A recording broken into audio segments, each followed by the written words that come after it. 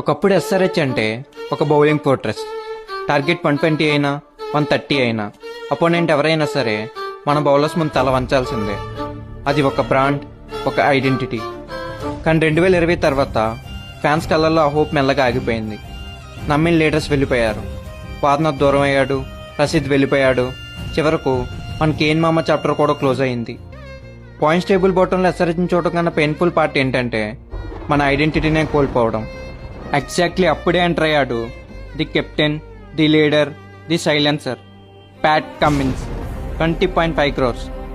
Auction hammer పడినప్పుడు అందరూ నవ్వారు. ఒక బౌలర్కి ఇన్ని కోట్ల అని క్వశ్చన్స్ వేశారు. కానీ కమిన్స్ వచ్చింది జస్ట్ బౌలింగ్ చేయడానికి కాదు, ఎస్ఆర్హెచ్ డిఎన్ఏ మార్చడానికి. ఆయన mindset simple: we're not here to survive, we're here to destroy. ఆ మెంటాలిటీతో ఎస్ఆర్హెచ్ స్టైల్ మొత్తం మారిపోయింది. డిఫెండింగ్ స్మాల్ టోటల్స్ నుండి 300కి దగ్గర స్కోర్ సెట్ చేసి స్టేజ్కి వచ్చింది. నెక్స్ట్ జరిగింది అబ్సల్యూట్ మ్యాడ్నెస్. 277, 287 ఐపీఎల్ హిస్టరీలో వెళ్ళిన నంబర్స్ ఎస్ఆర్హెచ్ బోర్డు మీద కనిపించాయి. రికార్డ్స్ వెళ్ళిపోయాయి. హిస్టరీ తిరిగి రాయాల్సి వచ్చింది. అపోనెంట్ ఎవడు, వాడి రేంజ్ ఎలాంటిదని కాదు, తగిలిందా బౌండరీ దాటాల్సిందే.